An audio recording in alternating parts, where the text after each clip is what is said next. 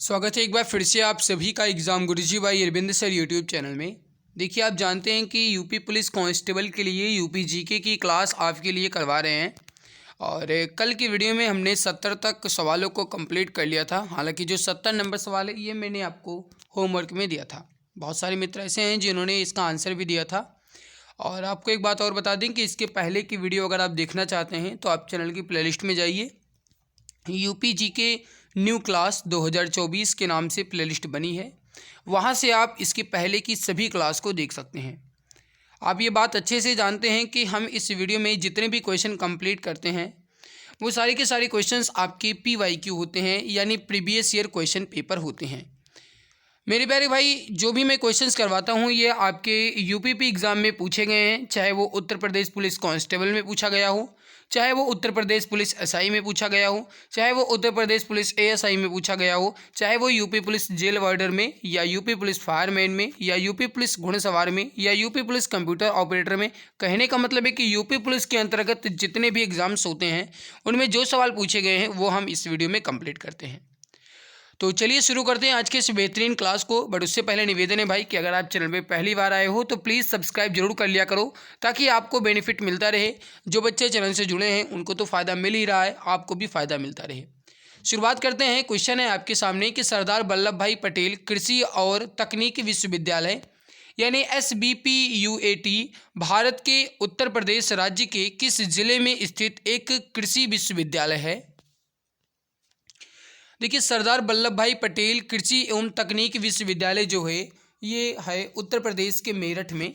Right answer जो हो जाएगा आपका ये हो जाएगा ऑप्शन नंबर सी, उत्तर प्रदेश के मेरठ में। समझिएगा, सरदार वल्लभ भाई पटेल कृषि और तकनीकी विश्वविद्यालय जो है ये मेरठ में है। राष्ट्रीय वनस्पति अनुसंधान संस्थान जो है ये है लखनऊ में। Central pulse and paper research institute जो है ये उत्तर प्रदेश के सहारनपुर में है। और GB यानी कि गोविंद बल्लभ पंत कृषि एवं प्रौद्योगिकी विश्वविद्यालय जो कि भारत का पहला कृषि विश्वविद्यालय है ये है पंतनगर में। ये बात आप ध्यान रखिएगा। अगला सवाल है आपके सामने, क्या कह रहा है? पहले तो स्थान दिया गया है, फिर पूछा गया है कि एक रंग बिरंगा और मंत्रमुग्ध कर देने वाला मेला है जो प्रत्येक वर्ष उत्तर प्रदेश के मेरठ में होली के कुछ दिनों बाद मनाया जाता है। आपको ये बताना है कि उत्तर प्रदेश के मेरठ में निम्न में से कौन सा मेला है जो होली के कुछ दिन बाद मनाया जाता है और एक रंग बिरंगा और मंत्रमुग्ध कर देने वाला मेला माना जाता है? ये हो जाएगा आपका ऑप्शन नंबर बी, नौचंदी मेला। नौचंदी मेला जो है ये उत्तर प्रदेश के मेरठ में लगता है। राइट आंसर जो हो जाएगा ये हो जाएगा आपका ऑप्शन नंबर बी, नौचंदी मेला। तो जो भी हमारे प्यारे भैया ऑप्शन बी बता रहे हैं बिल्कुल सही हो जाएगा। समझिएगा, यहाँ पे हिंदू और मुसलमानों के बीच आपसी प्रेम और भाईचारे की भावना का जीत एवं जागृता जो इसका जीता जागता प्रमाण है यह है उत्तर प्रदेश के मेरठ जिले में लगने वाला होली के बाद जो दूसरा रविवार है उसी दिन लगता है नौचंदी मेला। आपसे एग्जाम में ऐसे भी सवाल अब की बार पूछे जा सकते हैं कि जो उत्तर प्रदेश के मेरठ में नौचंदी मेला लगता है ये होली के कितने दिनों बाद लगता है? तो होली के दूसरे रविवार को, होली के बाद दूसरे रविवार को ये जो मेला है लगता है। और बाकी तो आप जानते ही हैं। आगे बढ़ते हैं। अगला सवाल है आपके सामने। सवाल क्या कह रहा है कि निम्न में से कौन सा जिला उत्तर प्रदेश के बुंदेलखंड क्षेत्र से संबंधित है? बहुत आसान सवाल है, हालांकि 2018 में पूछा गया है। कौन सा जिला उत्तर प्रदेश के बुंदेलखंड क्षेत्र से संबंधित है? तो ये हो जाएगा आपका option number C, Mahoba. Mahoba जो है आपका ये उत्तर प्रदेश के बुंदेलखंड से संबंधित है। यहाँ पे गाइस आप देख लीजिएगा। अगला है आपके सामने, यूपीपी कांस्टेबल में पूछा गया फिर कि उत्तर प्रदेश का क्षेत्रफल देश के कुल क्षेत्रफल का लगभग कितना प्रतिशत है? अब देखिए, आप जानते हैं कि उत्तर प्रदेश का क्षेत्रफल जो है यह 2,40,928 किलोमीटर स्क्वायर या वर्ग किलोमीटर, और जो भारत का क्षेत्रफल है यह है 32,87,263 किलोमीटर स्क्वायर या वर्ग किलोमीटर। अगर आप इनका प्रतिशत निकालेंगे तो ये 7.3 के लगभग आएगा, यानी ऑप्शन नंबर डी जो है आपका ये करेक्ट आंसर हो जाएगा। उत्तर प्रदेश जो है ये क्षेत्रफल में गाइस, भारत में उत्तर प्रदेश जो है ये क्षेत्रफल की दृष्टि से अपना चौथा स्थान रखता है। ये बात भी आप ध्यान रखिएगा, ये पिछली बार परीक्षा में पूछा भी गया था। आगे बढ़ते हैं, अगला सवाल देखते हैं। चलिए आगे बढ़ते हैं। अगला सवाल है कि 6ठी शताब्दी ईसा पूर्व के दौरान मथुरा के आसपास के क्षेत्रों को क्या कहा जाता था। अब देखिए समझिएगा थोड़ा सा, 6वीं शताब्दी ईसा पूर्व के दौरान जो मथुरा के आसपास क्षेत्र थे इन्हें क्या कहा जाता था। आप जानते हैं गाइस कि इसके पहले 6ठी शताब्दी के ईसा पूर्व में लगभग कहा जाए तो अंगुत्तर निकाय से जानकारी मिलती है कि 16 महाजनपद जो है मौजूद थे, और मथुरा के आसपास का जो क्षेत्र था या जो महाजनपद था ये कौन था, तो ये था सूरसेन। राइट आंसर जो हो जाएगा आपका ये हो जाएगा सी ऑप्शन सूरसेन। थोड़ा सा समझिएगा, 6वीं शताब्दी ईसा पूर्व के दौरान मथुरा के आसपास के जो क्षेत्र हैं इन्हें सूरसेन कहा जाता था। राजधानी जो थी इसकी मथुरा ही थी, ठीक है। और जो मत्स्य है ये गाइस ये राजस्थान से संबंधित था। राजधानी जो इसकी थी ये विराटनगर थी, और जो पांचाल है ये बरेली और बदायूं के क्षेत्रों में संबंधित था। इसकी राजधानी थी अहिछत्र। बाकी अंग जो है बिहार में था और इसकी राजधानी जो थी चंपा थी, ये तो आप जानते ही हैं। तो ये इंपॉर्टेंट क्वेश्चन बन जाता है आपके एग्जाम्स के लिए। अगला सवाल देखते हैं कि उत्तर प्रदेश में पहली बार 1887 में प्रकाशित होने वाला दैनिक समाचार पत्र हिंदुस्तान के संपादक कौन थे। अब आपको एक बात यहाँ पे ध्यान रखना है कि उत्तर प्रदेश में जो पहली बार यानी कि 1887 में प्रकाशित हुआ था दैनिक समाचार पत्र जिसका नाम था हिंदुस्तान, इसके संपादक कौन थे। अब देखिए आपसे एग्जाम में ऐसे भी सवाल पूछा जा सकता है कि उत्तर प्रदेश में पहली बार कौन सा समाचार पत्र प्रकाशित हुआ था जो दैनिक समाचार पत्र था, तो ये हो जाएगा हिंदुस्तान। इसके जो संपादक थे ये थे पंडित मदन मोहन मालवीय। राइट आंसर जो हो जाएगा भैया यहाँ पे आपका option number C Madan Mohan Malviya. Option C जो है आपका ये बिल्कुल सही आंसर हो जाएगा, बिल्कुल करेक्ट आंसर हो जाएगा। थोड़ा सा समझ लीजिए, आपसे एग्जाम में पूछा जाए कि मदन मोहन मालवीय का जो जन्म है कब हुआ, तो 1861 में हुआ, और इन्होंने 1916 यानी 1916 में 1916 में जब लखनऊ अधिवेशन हो रहा था 1916 में इन्होंने BHU यानी कि बनारस हिंदू विश्वविद्यालय, बनारस हिंदू यूनिवर्सिटीज़ की स्थापना जो है की थी। किसने की थी, मदन मोहन मालवीय ने की थी। आपसे एग्जाम में ऐसे भी सवाल पूछा गया है।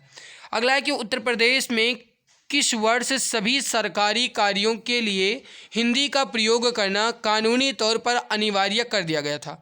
आपको ये बताना है कि उत्तर प्रदेश में किस वर्ष सभी सरकारी कार्य के लिए हिंदी का प्रयोग करना जो है ये अनिवार्य कर दिया गया था। ये सवाल आपसे पूछा गया है। राइट आंसर जो हो जाएगा आपका ये हो जाएगा ऑप्शन नंबर सी 1968 यानी कि 1968 में।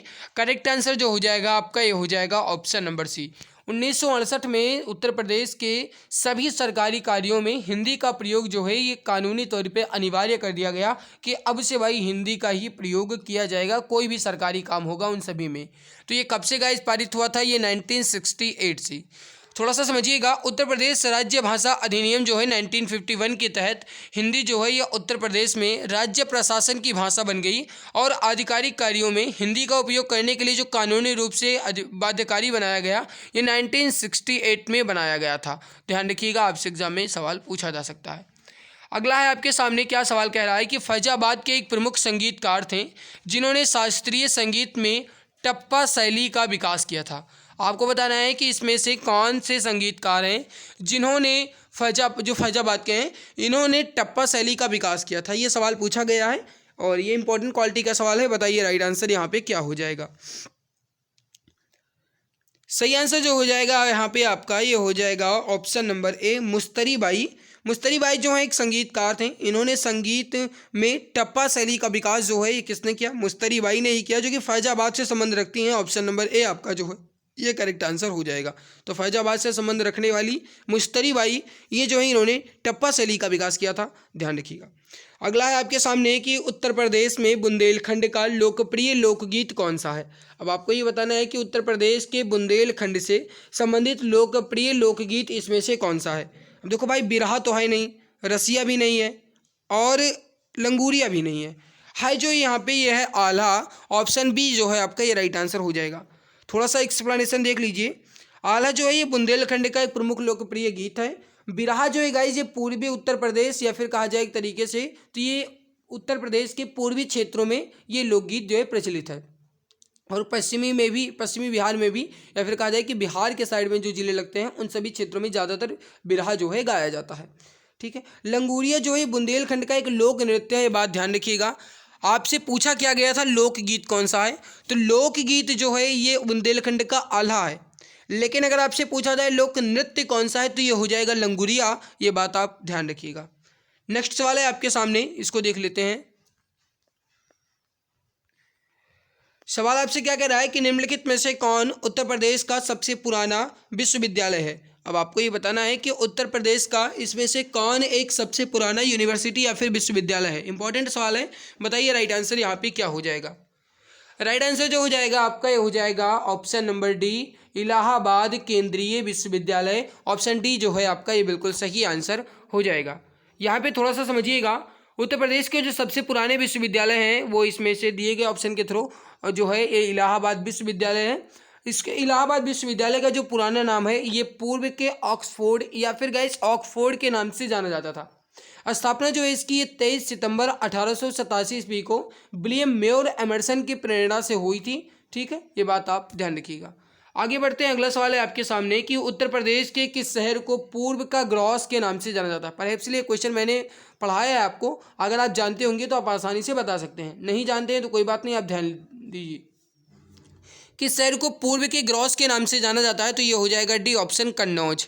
कन्नौज जो है इसे आप उत्तर प्रदेश के पूर्व के ग्रॉस के नाम से जानेंगे। ऑप्शन नंबर डी जो है आपका बिल्कुल सही आंसर हो जाएगा। ऑप्शन डी जो है आपका करेक्ट आंसर यहाँ पे हो जाएगा। आगे बढ़ते हैं, अगला सवाल है कि प्रसिद्ध सूफी संत शेख सलीम चिश्ती की दरगाह उत्तर प्रदेश के किस जिले में स्थित है। आपको ये बताना है कि शेख सलीम चिश्ती की दरगाह जो है यह उत्तर प्रदेश के किस जिले में अवस्थित है। राइट आंसर हो जाएगा आपका option number C, Fatehpur Sikri में है। ऑप्शन सी करेक्ट आंसर आपका हो जाएगा, Fatehpur Sikri. Option number C जो है आपका ये बिल्कुल सही आंसर हो जाएगा। थोड़ा सा समझिएगा, यहाँ पे प्रसिद्ध सूफी संत शेख सलीम चिश्ती का दरगाह जो है ये अजमेर के ख्वाजा मोइनुद्दीन चिश्ती के पात्र थे और इनकी जो दरगाह है ये फतेहपुर सीकरी में है। मेरे प्यारे भाई थोड़ा सा समझिए, फतेहपुर सीकरी जो है आगरा के समीप है, ये बात ध्यान रखिएगा। और यहीं पर यानी फतेहपुर सीकरी में ही अकबर के द्वारा पंचमहल बुलंद दरवाजा भी बनवाया गया था। किसके द्वारा? अकबर द्वारा। अगला है कि उत्तर प्रदेश के राजकीय फूल कौन से हैं। घना आसान सवाल है, आप जानते हैं कि उत्तर प्रदेश का जो राजकीय फूल है ये कौन सा है? पलाश है। डी ऑप्शन राइट होगा। Option number D correct answer हो जाएगा। राजकीय फूल जो है पलाश है। ऑप्शन नंबर डी जो है आपका ये बिल्कुल सही आंसर हो जाएगा। एक बात आप और ध्यान रखिएगा, आपसे एग्जाम में सवाल ये पूछा जाए कि जो पलाश है इसे और किस नाम से आप जानते हैं, तो ध्यान रखिएगा पलाश को जंगल की आग के नाम से भी जाना जाता है। इसका कारण यह है कि ये बहुत ही आकर्षक होते हैं, यानी एक तरीके से कहा जाए तो बहुत चमकदार होते हैं। इस वजह से जंगल की आग के नाम से पलाश को जाना जाता है। और पलाश या फिर टेसू, टेसू भी आप कह सकते हैं इसे, टेसू भी इसका नाम है, टेसू। ठीक है, और इसके अलावा इसका जो वैज्ञानिक नाम है यानी साइंटिफिक नेम जो है ये है ब्यूटिका मोनोस्पर्मा। ब्यूटिका मोनोस्पर्मा यानी बहुत ब्यूटी में है, यानी कि एक तरीके से मैंने बताया ना भाई कि बहुत ज़्यादा आकर्षक होते हैं, बहुत ज़्यादा सुंदर होता है। इस वजह से इसे जंगल की आग भी कहा जाता है और इसे जो वैज्ञानिक नाम दिया गया है वो दिया गया है ब्यूटिका मोनोस्पर्मा। ध्यान रखिएगा। अगला सवाल है कि हॉकी दिग्गज मेजर ध्यानचंद का जन्म जो है ये कहाँ हुआ था। आप जानते हैं कि मेजर ध्यानचंद जो है हॉकी के जादूगर कहे जाते हैं, और आप बताइए कि इनका जन्म जो है कहाँ हुआ था। राइट जो हो जाएगा आपका डी ऑप्शन, इलाहाबाद में। ऑप्शन डी जो है आपका करेक्ट आंसर हो जाएगा, इलाहाबाद में, या फिर आप कह सकते हैं प्रयागराज में। ऑप्शन नंबर डी जो है आपका करेक्ट आंसर यहाँ पे हो जाएगा। प्यारे भाई आप जानते हो कि जो मेजर ध्यानचंद है इनका जन्म जो है 29 अगस्त को हुआ था।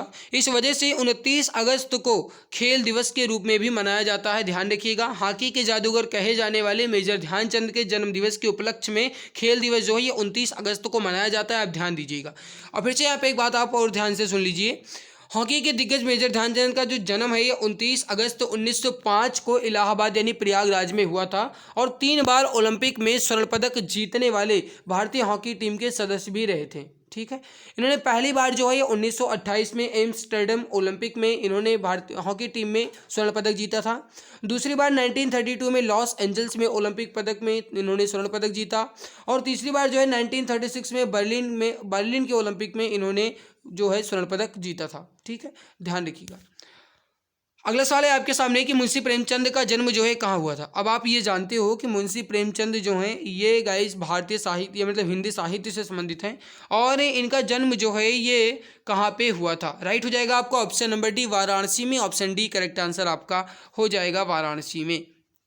इन्होंने बहुत सारी कृतियाँ भी लिखी हैं, जैसे माधुरी, मर्यादा, पत्रिका का संपादन, हंस व जागरण नामक पत्र का संपादन, और इसके अलावा इन्हें भारतीय हिंदी साहित्य के जगत में उपन्यास सम्राट के नाम से भी जाना जाता है। ये बात आप ध्यान रखिएगा, एग्जाम में आपकी पूछा जा सकता है कि निम्न में से किस साहित्यकार को या निम्न में से किस उपन्यासकार को उपन्यास सम्राट के नाम से जानते हैं। तो ये हो जाएंगे मुंशी प्रेमचंद। इनका जो गाइस बचपन का नाम है या इनका जो मूल नाम है ये है धनपत राय, ये बात भी आप ध्यान रखिएगा। इनकी कुछ कृतियाँ जो हैं वो सुन लीजिए, जैसे गोदान हो गया, कर्मभूमि, रंगभूमि, प्रेमाश्रय, मानसरोवर, ये मानसरोवर जो एक कहानी है, सेवा सदन हो गया, करबला हो गया, प्रेम की बेदी हो गया, गबन हो गया, ये जो है ये है मुंशी प्रेमचंद की कुछ प्रमुख कृतियाँ, ये बात आप ध्यान रखिएगा। अगला है कि उत्तर प्रदेश के लोकायुक्त यानी कि भ्रष्टाचार विरोधी प्राधिकरण पद का जो है कब सृजित किया गया था। उत्तर प्रदेश के लोकायुक्त यानी भ्रष्टाचार विरोधी प्राधिकरण का पद जो है कब सृजित किया गया है, कब बनाया गया। राइट हो जाएगा आपका ऑप्शन नंबर सी 1975 यानी कि 1975 में। ऑप्शन नंबर सी जो है आपका करेक्ट आंसर हो जाएगा, 1975 में बनाया गया था। अगला सवाल देखते हैं आपके सामने क्या कह रहा है कि फर्रुखाबाद में गंगा नदी के किनारे मुगल घाट का निर्माण जो है ये किस बादशाह ने करवाया था। तो देखिए जो गंगा नदी के किनारे मुगल घाट है इसका निर्माण जो है किसने करवाया था। ऑप्शन बी राइट हो जाएगा, औरंगजेब ने। करेक्ट आंसर क्या हो जाएगा आपका, ऑप्शन नंबर बी औरंगजेब ने। अगला सवाल देखिए क्या कह रहा है कि निम्न में से किस लोक नृत्य का आयोजन बुंदेलखंड क्षेत्र में फसल कटाई के समय किया जाता है। देखिए फसल कटाई का एक नृत्य है और ये बुंदेलखंड के क्षेत्रों में किया जाता है। और ध्यान रखिएगा जो बुंदेलखंड क्षेत्र है ये उत्तर प्रदेश और मध्य प्रदेश के सीमावर्ती क्षेत्र हैं। और इसमें से कौन सा एक लोक नृत्य है जो फसल कटाई के समय किया जाता है, तो ये हो जाएगा सहरा। ऑप्शन डी जो है आपका ये करेक्ट आंसर हो जाएगा, सहरा जो है ये आपका option number D right answer हो जाएगा। नेक्स्ट सवाल देखते हैं। अगला है कि आगरा की मोती मस्जिद का निर्माण जो है किसके द्वारा करवाया गया था। इजी सवाल है, हर कोई मित्र इसका आंसर आसानी से बता सकता है। मेरे प्यारे भाई इसका आंसर बताने से पहले मैं आपको एक बात और एक गुड न्यूज़ दे दूं, ध्यान से सुनिए। अगर आप उत्तर प्रदेश पुलिस परीक्षा की तैयारी कर रहे हैं तो आप सभी के लिए जीके के 5000 से अधिक प्रश्न की एक ई बुक लॉन्च की गई है। इस पर अभी 60% का डिस्काउंट चल रहा है। ये 60% डिस्काउंट जो है बहुत जल्दी मैं ख़त्म कर दूंगा, लेकिन अभी के लिए है। इस पर आपको मात्र 39 रुपये पे करना है। और ये ई बुक जो है ये स्पेशल यूपीपी एग्ज़ाम को टारगेट करके तैयार की गई है। इसमें आपकी history, geography, economic, constitution, science, physics, chemistry, biology और स्टैटिक्स जीके के 5000 क्वेश्चन मिलेंगे, साथ में एक्स्ट्रा पॉइंट्स मिलेगा। ये ई बुक जो है आपकी इमेज और कलरफुल के साथ बनाई गई है ताकि पढ़ने में मज़ा भी आए। अगर आपको लेना है तो आप इस दिए गए यूपीआई आईडी पूजा BCI D05 पूजा BCI T05 पे आपको मात्र 39 रुपये पे करके इस नंबर पर स्क्रीनशॉट सेंड करना है। या फिर अगर आप नहीं जानते हैं तो दिए गए व्हाट्सएप नंबर 8948667652 8948667652 पर व्हाट्सएप कीजिए। यहाँ से आपको इसके बारे में डिटेल जानकारी मिल जाएगी। अगर आपको इसका डेमो रिव्यू देखना है तो मैं आपको दिखा देता हूँ। एक बार आप यहाँ पर इस ई बुक का डेमो रिव्यू देख लीजिए। कितने बेहतरीन तरीके से साइंस प्लस स्टडी के साथ तैयार की गई ये ई बुक आप सभी के लिए। और एक बार आप यहाँ पर इस ई बुक को देख लीजिए, कितने बेहतरीन तरीके से तैयार की गई है। इमेज और कलरफुल के साथ बनाया गया है। पूरे 291 पेज की ये ई बुक है और इस पर 60% का डिस्काउंट चल रहा है मात्र 39 में। तो अगर आपको लेना है तो आप जो मैंने नंबर बताया है 8948667652 इस पर आपको व्हाट्सएप कर देना है। सवाल आपसे क्या कह रहा है कि आगरा की मोती मस्जिद का निर्माण जो है किसने करवाया था। ऑप्शन बी राइट हो जाएगा, शाहजहां ने। ऑप्शन बी जो है आपका करेक्ट आंसर हो जाएगा। अगला सवाल है आपके सामने कि अप्रैल 2018 में उत्तर प्रदेश सरकार द्वारा गंगा नदी के जलग्रहण क्षेत्र में हरित क्षेत्र को बढ़ाने और मृदा अपरदन को रोकने के लिए निम्न में से कौन सी योजना शुरू की गई थी। अप्रैल 2018 में शुरू की गई थी गंगा नदी के जलग्रहण क्षेत्र और हरित क्षेत्र को बढ़ाने के लिए, साथ में मृदा अपरदन को रोकने के लिए उत्तर प्रदेश सरकार द्वारा। वो योजना का नाम था गंगा हरितिमा योजना। ऑप्शन बी करेक्ट आंसर हो जाएगा। शुरुआत कब हुई थी, अप्रैल 2018 में। अब आपका एग्जाम जो है ये गाइस ऐसे भी सवाल पूछ सकता है कि गंगा हरितिमा योजना की शुरुआत जो है कब हुई या इसका संबंध जो है किससे है। तो ध्यान रखिएगा, अप्रैल 2018 में शुरुआत हुई गंगा नदी के जलग्रहण क्षेत्र को बढ़ाने के लिए और मृदा अपरदन को क्षमता को रोकने के लिए, मृदा अपरदन को रोकने के लिए योजना की शुरुआत की गई थी। आगे बढ़ते हैं, अगला सवाल है आपके सामने। क्या सवाल कह रहा है कि भारतीय साहित्य में आरंभिक 20वीं शताब्दी के मुख्य हिंदुस्तानी लेखक धनपत राय को किस नाम से जाना जाता है। जस्ट अभी थोड़ी देर पहले मैंने आपको बताया कि जो धनपत राय हैं इन्हें आप मुंशी प्रेमचंद के नाम से जानते हैं। जन्म जो है इनका कहाँ पे हुआ था आप बताएंगे। अभी मैंने थोड़ी देर पहले आपको बताया, आप ये कमेंट में बताएंगे।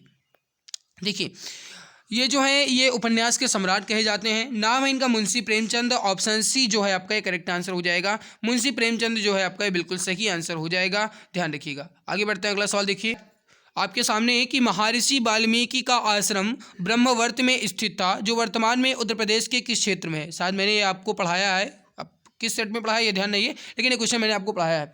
देखिए ब्रह्मवर्त में स्थित है और ये महर्षि वाल्मीकि का आश्रम है। ये वर्तमान में उत्तर प्रदेश के मेरठ में है, ध्यान रखिएगा। सॉरी, उत्तर प्रदेश के मेरठ कह रहे हैं, उत्तर प्रदेश के बिठूर में है। ऑप्शन ए करेक्ट आंसर हो जाएगा, बिठूर में है। ऑप्शन ए जो है आपका बिल्कुल सही आंसर हो जाएगा। महर्षि वाल्मीकि का आश्रम जो है यह उत्तर प्रदेश के बिठूर में है। ऑप्शन ए आपका जो है ये करेक्ट आंसर हो जाएगा। अगला सवाल देखते हैं। अगला सवाल है कि राष्ट्रकवि मैथिली शरण गुप्त का जन्म जो है यह उत्तर प्रदेश के किस क्षेत्र में हुआ था या उत्तर प्रदेश के किस जनपद में हुआ था। देखिए राष्ट्रकवि के नाम से विख्यात है मैथिली शरण गुप्त। जन्म जो है ये उत्तर प्रदेश की झांसी में हुआ था। ऑप्शन नंबर सी जो है आपका ये बिल्कुल करेक्ट आंसर हो जाएगा। यूपी के झांसी में इनका जन्म जो है ये 3 अगस्त 1886 को हुआ था, ध्यान रखिएगा। जो खड़ी बोली के महत्वपूर्ण कवि माने जाते हैं ये हैं मैथिली शरण गुप्त। इनके जो गाइस कहा जाए पंडित महावीर प्रसाद द्विवेदी जी हैं, इन्होंने अपनी प्रेरणा का स्रोत जो है इन्होंने खड़ी बोली के लिए इन्हें ही अपना माध्यम जो है बनाया था, ठीक है। मैथिली शरण गुप्त को साहित्य जगत में दद्दा के नाम से भी संबोधित किया जाता है, ध्यान रखिएगा। आपसे एग्जाम में सवाल पूछा जा सकता है कि साहित्य के क्षेत्र में निम्न में से किसको दद्दा के नाम से जानते हैं, तो वो हो जाएंगे मैथिली शरण गुप्त। उनकी कुछ जो प्रमुख कृतियां हैं वो देख लीजिए। जैसे आपसे सवाल में पूछा जाए कि जय भारत किसकी रचना है, पंचवटी किसकी रचना है, जयद्रथ वध किसकी रचना है और यशोधरा किसकी रचना है। ये सब जो है साकेत जो है बहुत इंपॉर्टेंट है। ये सब जो है मैथिली शरण गुप्त की कुछ प्रमुख रचनाएं भी हैं। अगला है कि गुप्त काल में टेराकोटा, जिसे पक्की मिट्टी भी आप कह सकते हैं, ईंटों से बना भीतरगांव मंदिर जो है ये उत्तर प्रदेश के किस जिले में है। अब देखिए गुप्त काल में टेराकोटा यानी पक्की मिट्टी से बना हुआ है और ये ईंटों से बना हुआ भीतरगांव मंदिर है, भीतरगांव है और ये मंदिर है ये उत्तर प्रदेश के जो है कहाँ पे है, कानपुर में है। ऑप्शन बी जो है आपका राइट हो जाएगा, उत्तर प्रदेश के कानपुर में है। अगला सवाल देखिए, वाराणसी के विश्वनाथ मंदिर का निर्माण जो है किसने करवाया था। देखिए वाराणसी के विश्वनाथ मंदिर यानी वाराणसी के काशी विश्वनाथ मंदिर जो है इसका निर्माण जो है ये किसने करवाया था, रानी अहिल्याबाई होलकर ने। होलकर वंश से संबंधित थी तो ये हो जाएंगे रानी अहिल्याबाई होलकर। इन्होंने काशी विश्वनाथ मंदिर का निर्माण जो है करवाया था। राइट आंसर जो हो जाएगा आपका option number A correct answer आपका हो जाएगा। 12 ज्योतिर्लिंगों में से एक माना जाता है वो है काशी विश्वनाथ मंदिर, ध्यान रखिएगा। और अगर कहा जाए तो ये मंदिर जो है लगभग ऐसा माना जा रहा है कि 3500 वर्षों से भी पुराना है, ध्यान रखिएगा। अगला सवाल है कि उत्तर प्रदेश की कुल आबादी का भारत की आबादी में कुल कितना प्रतिशत है। देखिए आप जानते हैं कि अगर क्षेत्रफल की बात की जाए तो 7.3% है, लेकिन अगर आबादी यानी कि जो जनसंख्या है इसकी दृष्टि से बात की जाए तो 16.4% यानी option number A correct answer आपका हो जाएगा। देखिए आप जानते हैं कि उत्तर प्रदेश जो है ये भारत में जनसंख्या की दृष्टि से पहला स्थान रखता है और 2011 में 15वीं जनगणना जो है संपन्न हुई, उसके माध्यम से अगर देखा जाए तो जो उत्तर प्रदेश में जनसंख्या है ये है 16,61,97,921। यह है उत्तर प्रदेश की जनसंख्या, ठीक है। आगे बढ़ते हैं, अगला सवाल देखते हैं। अगला सवाल है आपके सामने कि डॉक्टर भीमराव अंबेडकर पुलिस अकादमी उत्तर प्रदेश में कहाँ पे है। इसका आंसर आप बताएंगे, सही आंसर क्या हो जाएगा।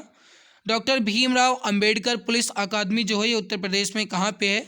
राइट आंसर जो हो जाएगा आपका यहाँ पे वो हो जाएगा ऑप्शन नंबर बी, मुरादाबाद में है। ऑप्शन बी करेक्ट आंसर हो जाएगा। डॉक्टर BR अंबेडकर पुलिस अकादमी जो है आपकी ये है मुरादाबाद में। ऑप्शन नंबर बी जो है आपका करेक्ट आंसर हो जाएगा। ऐसा माना जाता है कि ये अकादमी जो है यानी जो doctor Bhimrao Ambedkar police academy है ये पहले पुलिस प्रशिक्षण महाविद्यालय के रूप में इसको जाना जाता है। अगला है कि उत्तर प्रदेश के वर्तमान राज्यपाल कौन है, लेकिन ये दिए गए ऑप्शन के थ्रू गाइस सब कुछ गलत है क्योंकि सवाल जो है 2013 में कांस्टेबल परीक्षा में पूछा गया था। तो ये जो यहाँ पे ऑप्शन दिए गए सबके सब गलत हैं। आप जानते हैं, बताने की जरूरत नहीं है। अगर आप अभी भी नहीं जानते हैं तो भाई वो तो बहुत शर्म की बात है ना, ये पूरा गलत है। अगला सवाल देखिए, सवाल क्या कह रहा है कि गोदान जो है किसके द्वारा लिखा गया है। आप जानते हैं option number B, Munshi Premchand द्वारा। ऑप्शन बी करेक्ट आंसर हो जाएगा। अगला सवाल है कि उत्तर प्रदेश में लॉयन सफारी जो है कहाँ बन रहा है। बहुत इजी सवाल है, हाँ, एक तरीके से कहा जाए तो वायरल प्रश्न है। ऑप्शन नंबर जो है यहाँ पे सही आंसर हो जाएगा आपका, ये हो जाएगा ऑप्शन नंबर डी, इटावा में। ऑप्शन डी आपका करेक्ट आंसर हो जाएगा। नेक्स्ट सवाल है आपके सामने क्वेश्चन नंबर 100। क्या कह रहा है, ताज एक्सप्रेस वे जो है ये किन शहरों को जोड़ता है। समझिएगा, ताज एक्सप्रेस वे ये जो है किन 2 शहरों को जोड़ता है, ये सवाल आपसे पूछा जा सकता है, कुछ इच्छा कह रही है ऐसी। तो देखिए राइट हो जाएगा आपका ऑप्शन नंबर सी, आगरा और ग्रेटर नोएडा को। ऑप्शन सी करेक्ट आंसर हो जाएगा, आगरा और ग्रेटर नोएडा को।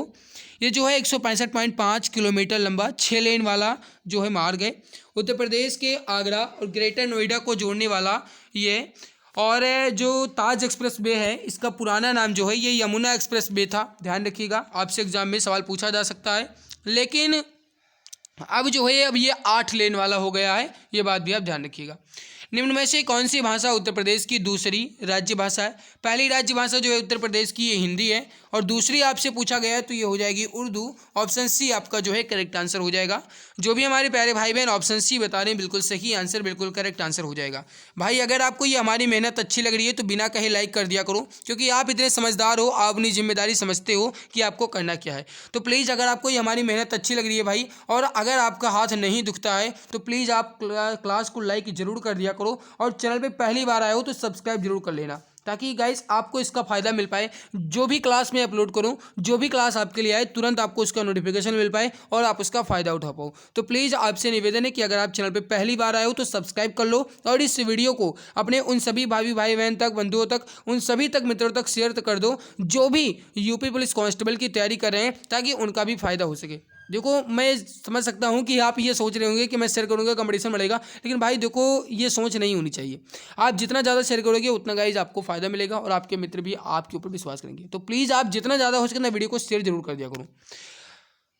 चलिए थोड़ा सा समझिएगा, यहाँ पे उत्तर प्रदेश का जो राजभाषा अधिनियम है 1951 में पहली बार राजभाषा हिंदी को बनाया गया था, और 1989 के अधिनियम के तहत इसे संशोधित किया गया, और उर्दू को दूसरी राजभाषा के रूप में इसे मान्यता दी गई थी। आगे बढ़ते हैं, अगला सवाल देखिए। अगला सवाल है कि निम्न में से कौन सा राज्य उत्तर प्रदेश का एक सीमावर्ती राज्य है। अब देखिए उत्तर प्रदेश का सीमावर्ती राज्य इसमें कौन सा है, ये हो जाएगा option A Rajasthan. Option A आपका जो है करेक्ट आंसर हो जाएगा, राजस्थान जो है बिल्कुल परफेक्ट आंसर आपका हो जाएगा। ठीक है प्यारे भाई, एक बार यहाँ पे आप इसका एक्सप्लेनेशन देख लीजिए, इंपॉर्टेंट है। उत्तर प्रदेश जो है ये भारत के उत्तर मध्य में अवस्थित एक सीमांत राज्य है। एक ग्लोब पर जो इसकी स्थिति है ये 23 डिग्री 52 मिनट उत्तरी अक्षांश से 30 डिग्री 25 मिनट उत्तरी अक्षांश तक है, और 77 डिग्री 3 मिनट पूर्वी देशांतर से 84 डिग्री 38 मिनट पूर्वी देशांतर के मध्य है। उत्तर प्रदेश की सीमा से लगने वाले जो राज्य हैं वो देख लीजिए, उत्तर में नेपाल और उत्तराखंड है, उत्तर पश्चिम में हिमाचल प्रदेश, और पश्चिम में हरियाणा और दिल्ली है। राजस्थान ये जो है ये आपके लगते हैं उत्तर प्रदेश के पश्चिम में, और दक्षिण के मध्य में कहा जाए तो ये हो जाएगा आपका मध्य प्रदेश, दक्षिण पूर्व में छत्तीसगढ़, और पूर्व में बिहार और झारखंड। इसके अलावा उत्तर प्रदेश की सीमा जो है ये सबसे ज़्यादा लगने वाली है, यानी कि 8 राज्य और 1 केंद्र शासित प्रदेश जो कि दिल्ली है, इनसे लगती है। तो उत्तर प्रदेश की सीमा जो है कुल मिलाकर के 9 राज्य और केंद्र शासित प्रदेशों से लगती है, जिसमें 8 राज्य हैं और 1 केंद्र शासित प्रदेश दिल्ली है, ध्यान रखिएगा। आगे बढ़ते हैं, अगला सवाल है कि निम्न में से कौन से स्थान पर कुंभ मेला नहीं लगता है। आप जानते हैं कि कुंभ मेला जो है ये भारत के 4 स्थानों पे लगता है, जिसमें एक उत्तर प्रदेश का प्रयागराज या इलाहाबाद भी शामिल है। इसके अलावा ये उज्जैन में भी लगता है, इसके अलावा ये हरिद्वार में भी लगता है, और इसके अलावा ये इलाहाबाद में भी लगता है। उज्जैन में क्षिप्रा नदी के किनारे लगता है, और जो हरिद्वार है यहाँ पे गंगा नदी के किनारे लगता है, और इलाहाबाद में गंगा, यमुना और सरस्वती के संगम पे लगता है। हालांकि माना जाता है कि सरस्वती नदी जो है यह विलुप्त हो चुकी है, लेकिन फिर भी मान्यता भी है। इसके अलावा यहाँ पे जो दिया गया ऑप्शन नंबर 4 है वाराणसी, यहाँ पे कुंभ मेले का आयोजन बिल्कुल भी नहीं होता है। ऑप्शन नंबर डी जो है आपका करेक्ट आंसर यहाँ पे हो जाएगा।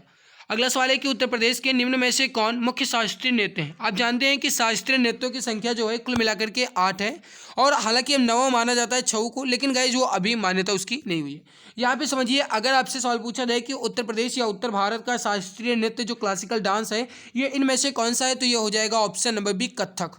कथक जो है, जो कि कहा जाता है कि ये कथाओं का संग्रह है, ये जो है उत्तर प्रदेश का शास्त्रीय नृत्य है, ध्यान रखिएगा। आपसे सवाल पूछा जाएगा इसकी कुचिपुड़ी जो है कहाँ का है, तो ये आंध्र प्रदेश यानी एपी। भरतनाट्यम जो है आपका तमिलनाडु का, कथकली जो है केरल का हो जाएगा। चलिए आगे बढ़ते हैं, अगला सवाल देखते हैं। उत्तर प्रदेश में कुल कितने प्रशासकीय मंडल हैं। इंपॉर्टेंट सवाल है, बताइए राइट आंसर यहाँ पे क्या हो जाएगा। सही आंसर हो जाएगा आपका ऑप्शन नंबर ए, कुल मिलाकर के 18 प्रशासकीय मंडल हैं। समझिएगा, प्रशासकीय मंडल या फिर कहा जाए संभाग, बात एक ही होती है। सबसे बड़े संभाग मंडल जो हैं वो कौन से हैं और सबसे छोटे कौन से हैं वो आप यहाँ पर देख लीजिए।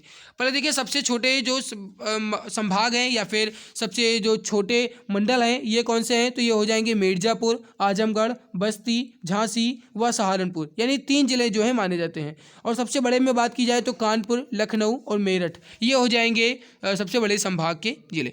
अगला है कि उत्तर प्रदेश के मुख्यमंत्री अखिलेश यादव किस राजनीति दल से संबंधित हैं। हर कोई जानता होगा, समाजवादी पार्टी। आगे अगला देखते हैं। देखिए, यूपीएसआई मृतक आश्रय 2016 में सवाल पूछा गया था। सवाल पूछा गया है कि उत्तर प्रदेश राज्य के जो राज्य पशु हैं कौन है। देखिए, दिए गए ऑप्शन के थ्रू इसमें कोई भी ऑप्शन सही नहीं है, क्योंकि आप जानते हो कि उत्तर प्रदेश का जो राज्य पशु है ये है बारहसिंघा। तो यहाँ पे कोई भी ऑप्शन ऐसा नहीं है कि जहाँ पे बारहसिंघा लिखा हो, तो ये पूरा सवाल ही गलत था और इसके पूरे बोनस मार्क्स दिए गए थे। ये हो जाएगा आपका, समझिए। आगे बढ़ते हैं, अगला है कि उत्तर प्रदेश सरकार के राजस्व मंत्री कौन है। अब बताइए यहाँ पे राइट आंसर क्या हो। अब देखिए, यहाँ पे जो वर्तमान में राजस्व मंत्री कौन है ये सवाल पूछा गया है। हालांकि ये सवाल 2016 में पूछा गया था, तो उस हिसाब से देखा जाए तो सब गलत है भाई। अगर देखा जाए तो वर्तमान में जो इसका कार्यभार है या फिर जो इसका क्षेत्र है ये दिया गया है, जो मुख्यमंत्री हैं योगी आदित्यनाथ, उनको है। तो यहाँ पे दिए गए ऑप्शन सभी गलत हैं, योगी आदित्यनाथ राइट होगा। उत्तर प्रदेश का सबसे बड़ा जिला कौन सा है, आप जानते हैं। क्षेत्रफल की दृष्टि से बात की जाए तो उत्तर प्रदेश का जो सबसे बड़ा जिला है यह है लखीमपुर खीरी, राइट होगा आपका ऑप्शन नंबर ए। अगर जनसंख्या की दृष्टि से बात की जाए तो वो हो जाएगा इलाहाबाद या फिर प्रयागराज, यहाँ पे वो हो जाएगा ऑप्शन बी, है ना। तो हमसे पूछा गया कि सबसे बड़ा जिला और वो भी क्षेत्रफल की दृष्टि से, तो वो हो जाएगा Lakhimpur Kheri, option A correct answer आपका हो जाएगा। आगे बढ़ते हैं, अगला सवाल है कि निम्न में से उत्तर प्रदेश के किस शहर में भारतीय प्रौद्योगिकी संस्थान जो है ये अवस्थित है। बताएंगे इसका राइट आंसर क्या हो जाएगा। यूपी पुलिस कंप्यूटर ऑपरेटर परीक्षा में पूछा गया सवाल है कि भारतीय प्रौद्योगिकी संस्थान जो है कहाँ पे अवस्थित है।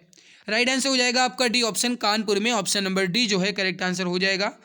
आगे बढ़ते हैं, अगला सवाल है कि निम्न सांस्कृतिक कार्यक्रमों में से कौन सा एक उत्तर प्रदेश की विशेषता नहीं है। आपको बताना है कि इसमें से कौन एक उत्तर प्रदेश का सांस्कृतिक विशेषता नहीं है। पहला ऑप्शन ही राइट होगा, क्योंकि बिहू जो है ये काफ़ी ज़्यादा पॉपुलर है, असम का है ये बिहू। तो यहाँ पे जो राइट आंसर हो जाएगा आपका ये हो जाएगा ऑप्शन नंबर ए, बिहू जो है ये असम का है, ये उत्तर प्रदेश का नहीं है। जबकि रसिया, कव्वाली, स्वांग ये सब जो है ये उत्तर प्रदेश के हैं, जानते होंगे। उत्तर प्रदेश में लगभग 18 प्रशासनिक मंडल हैं, लेकिन नीचे उल्लेख किए गए 4 मंडलों में से एक गलत मंडल को शामिल भी कर दिया गया है, उसको आप पहचानना है। मतलब ये है कि आप जानते हैं कि उत्तर प्रदेश में कुल मिलाकर के 18 मंडल हैं या संभाग हैं, लेकिन इसमें जो दिया गया है सहारनपुर मंडल, चित्रकूट मंडल, आजमगढ़ मंडल, ये तो मंडल में आते हैं, लेकिन गाजियाबाद मंडल जो है कोई मंडल नहीं है, यानी ऑप्शन बी जो है आपका राइट हो जाएगा। गाजियाबाद मंडल जो है यहाँ पे गलत दिया गया है। यहाँ पे आप देख लीजिए कि कुल मिलाकर के जो मंडल दिए गए हैं वो कौन कौन से हैं। 18 के 18 मंडल आप यहाँ पर देख लीजिए, क्योंकि इससे सवाल पूछे जाने की संभावना है। यहाँ पर समझिए, पहले आए अलीगढ़ मंडल, आगरा मंडल, आजमगढ़ मंडल, इलाहाबाद मंडल, कानपुर मंडल, गोरखपुर मंडल, चित्रकूट मंडल, झांसी मंडल, देवीपाटन मंडल जिसके अंतर्गत गोंडा, अयोध्या, फैजाबाद ये सब आता है, फैजाबाद मंडल, बरेली मंडल, मिर्ज़ापुर मंडल, मुरादाबाद मंडल, मेरठ मंडल, लखनऊ मंडल, वाराणसी मंडल, सहारनपुर मंडल और बस्ती मंडल। ये जो है गाइस ये हो जाएंगे 18 मंडल यूपी के। कहीं भी आपको गाजियाबाद नजर आया नहीं, तो गाजियाबाद मंडल जो है ये कोई मंडल नहीं है। अगला है कि उत्तर प्रदेश में आयकर आयुक्त का पद सेवा जो है किसके बराबर है। आयकर आयुक्त की जो पद सेवा है ये किसके बराबर है। राइट हो जाएगा आपका ऑप्शन नंबर सी, संभागीय आयुक्त या फिर संभागीय सचिव के बराबर है, ऑप्शन सी करेक्ट आंसर आपका हो जाएगा। उत्तर प्रदेश में पुलिस रेंजों की संख्या कितनी है जिसमें प्रत्येक में 2-4 जिले शामिल हों। देखिए उत्तर प्रदेश में पुलिस रेंज की संख्या अगर आपसे पूछी जाएगी तब आप कहेंगे 18। अगर पुलिस जोन की संख्या पूछी जाएगी तब आप कहेंगे 8। लेकिन हमसे पूछा गया है कि पुलिस रेंजों की संख्या कितनी है, तब आप कहेंगे 18। लेकिन अगर पूछ लिया जाए कि उत्तर प्रदेश में पुलिस जोन की संख्या कितनी है, तब 8। ध्यान रखिएगा, राइट जो हो जाएगा आपका option number A correct answer आपका हो जाएगा।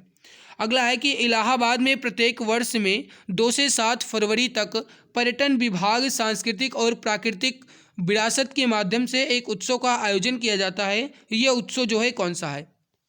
2 से 7 फरवरी के मध्य होता है उत्तर प्रदेश के इलाहाबाद में। यह है योग महोत्सव। ऑप्शन नंबर सी जो है आपका करेक्ट आंसर हो जाएगा, योग महोत्सव। अगला सवाल है आपके सामने कि उत्तर प्रदेश में आयकर विभाग के अपर आयुक्त का पद पुलिस सेवा में किसके समान है? देखिए आयकर विभाग में जो अपर आयुक्त का पद है ये पुलिस की सेवा में आईजी के समान है। राइट हो जाएगा आपका ऑप्शन नंबर बी, आईजी। ऑप्शन बी करेक्ट आंसर हो जाएगा, यानी इंस्पेक्टर जनरल के समान है।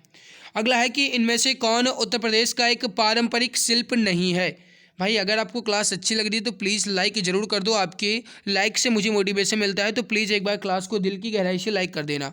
उत्तर प्रदेश का पारंपरिक शिल्प नहीं है तो यहाँ पे कांथा टाँके, जो कांथा टाँके है ये कोई शिल्प नहीं है। ऑप्शन ए करेक्ट आंसर आपका हो जाएगा। आगे बढ़ते हैं, अगला सवाल देखते हैं क्या कह रहा है आपके सामने कि एक भारतीय प्रबंधन संस्थान यूपी में है, यह कौन सा है? मतलब कहाँ पे है?